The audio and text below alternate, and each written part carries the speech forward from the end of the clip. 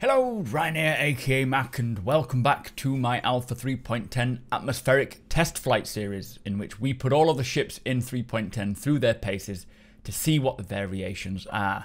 Today we are going to give the Aegis Sabre a run out. If you do enjoy my content, be sure to subscribe and tick that notification bell so you know when my videos go live. Also, we do have a Mantis ship to give away courtesy of the Doctor, one of my channel members. All you need to do is be a subscriber and comment with what you're most excited for in Alpha 3.10. So the Aegis Sabre is pinned as a space superiority fighter, used as a rapid responder and capable of establishing battlefield dominance. It may be a space superiority fighter, but is it also planetside superiority? Let us take a look. So first off, we have now a new edition of course time. Although this isn't a race, I'm going to start including timings for the course completion, starting with the first bridge that they go under and ending with the last bridge. Now the Sabre did the course in about 2 minutes 52 seconds, 0.52. For comparison, the Arrow did it in 2 minutes and 46 and the Gladius did it in 3 minutes 20. So it's relatively speedy. Talking of speed, the Sabre manages to pull about 310 meters a second, which is 693 miles an hour or 1,115 kilometers. Bear in mind that this is at a height of around 1,000 feet, and it will change as you go higher and lower, of course. It can complete a full rotational roll in just under 8 seconds. It has a weak ability to yaw at about 30 degrees before the jerk pulls it back. And it's able to pitch up to about 50 degrees, which does help it take turns pretty well. So with the good speed, it'll be interesting to see how well it does keep on track around the course. Now it managed to maintain about 250 meters a second throughout, losing a bit of speed on the turns, but still managed to sort of remain around the 200 meters a second mark. Rolling into the turns wasn't too difficult with its 8 second, or I suppose it's more like 2 seconds per 90-degree turn, which was quick enough to know and be able to get there in time for the turn, making sure that you can pitch around the buildings.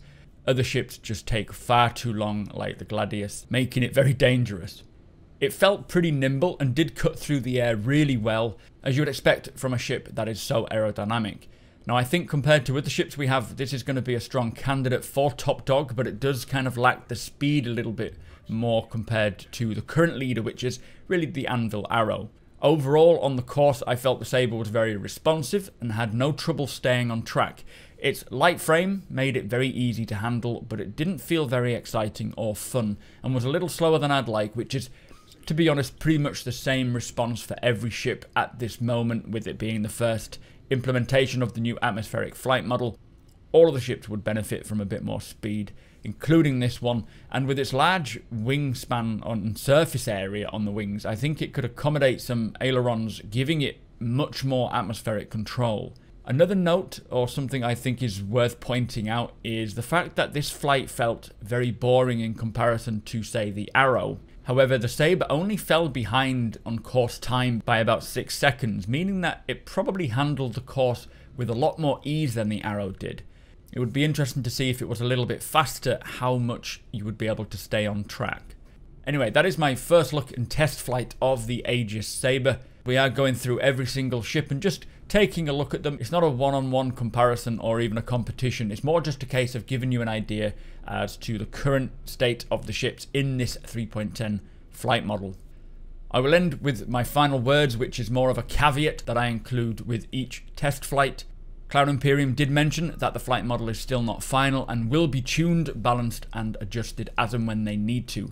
The differences between main, VTOL and maneuvering thrusters, for example, will be balanced more, and ships will eventually gain ailerons and flaps to better aid in atmospheric flight. Any changes that we do see in the future, I will be sure to jump back into the cockpit for another test flight. But with that said, do let me know what your thoughts are on this Aegis Sabre. Make sure you're subscribed and tick that notification bell so you get to see the rest of the series. Hit the like button if you're excited for 3.10 and come hang out with us over on twitch.tv/supermacbrothers Ryan.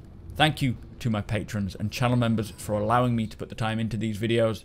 Thank you for watching, and I will see you next time.